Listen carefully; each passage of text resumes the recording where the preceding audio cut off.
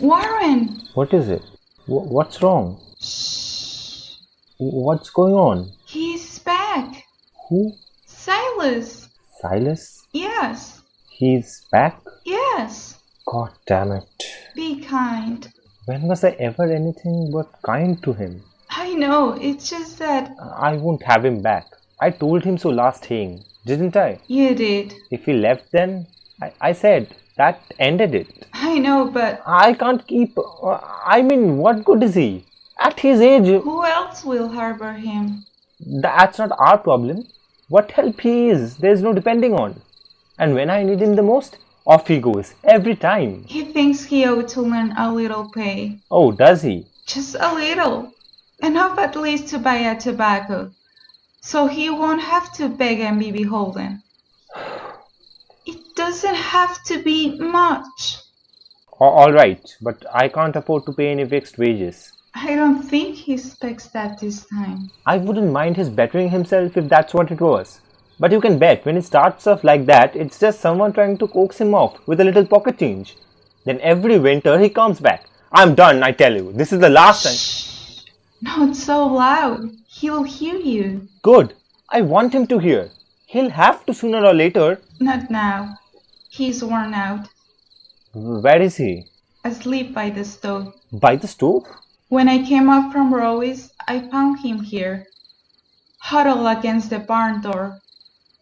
He was a miserable sight. It scared me. Don't smile like that. I didn't recognize him. I wasn't looking for him.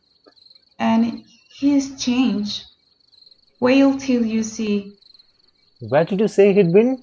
He didn't say. I practically dragged him to the house, gave him tea, and tried to make him smoke. I tried to make him talk about his travels, but nothing would do. He just kept nodding off. Probably drunk. No, No. I've seen him drunk.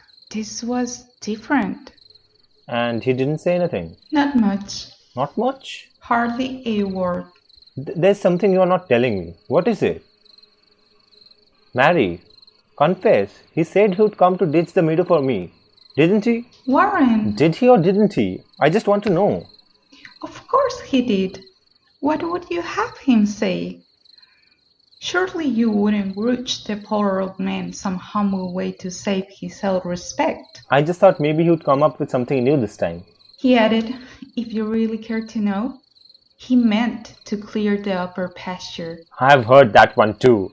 Warren, I wish you could have heard the way he humbled everything. It shook me up. I stopped to look 2 or 3 times to see if he was talking in his sleep.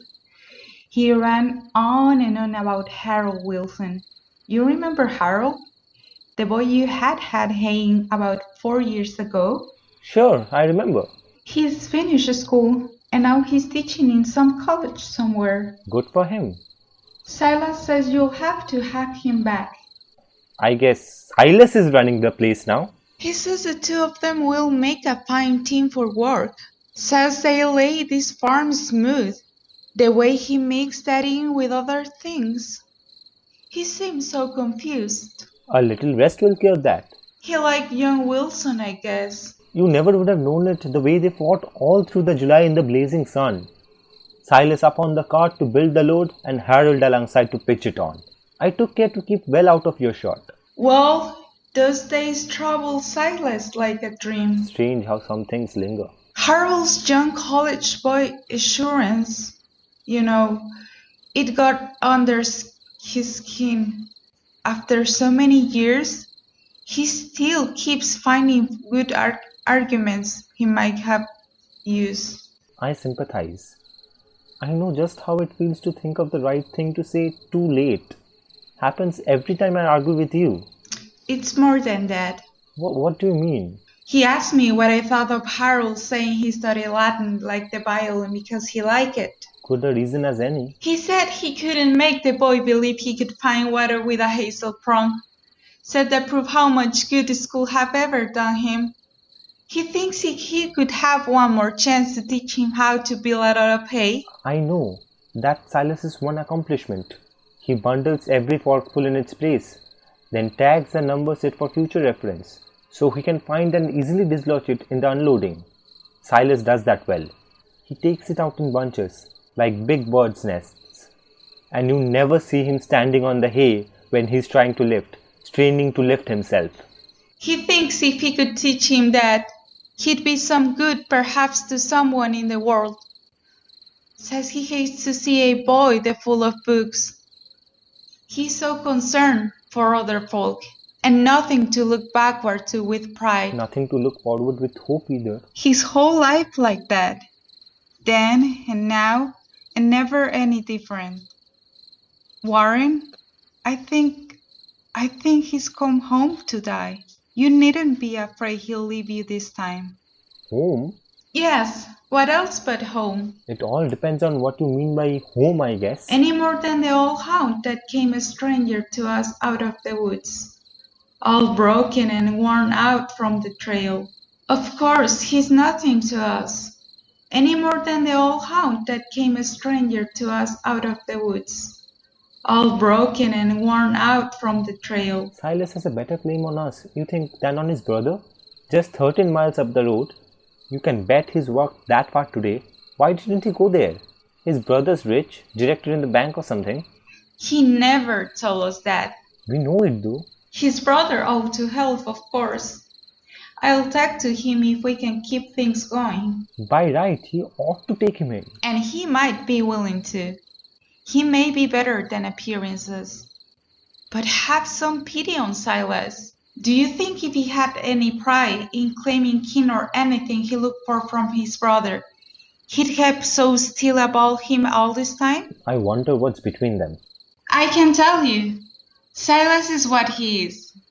We wouldn't mind him, but he's just the kind that kinsfolk can abide. He never did anything so very bad, and he don't know why he isn't quite as good as anyone else. He can't be made ashamed to please his brother, worthless though he is. He's got that much pride. You're right. That's probably all there is to it. I can't think Sai ever hurt anyone. No, it hurt my heart tonight, the way he lay and rolled his old head on that sharp-edged chair back. He wouldn't let you put him on the lounge? No, go and see what you can do, would you? All right. I made the bed up for him there tonight. You'll be surprised how much he's broken. His working days are done, I think. Don't be so quick to say that. I haven't been. He's a tough old goat. Go, look, see for yourself. But, Warren, please remember how it is. He's come to help you ditch the meadow. He has a plan. You mustn't laugh at him. I won't. He may not speak of it, and then he may.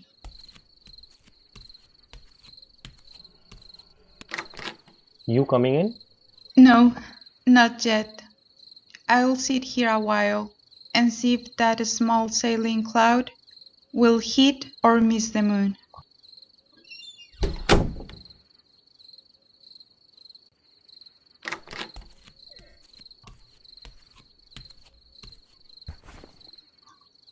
Warren? Dead.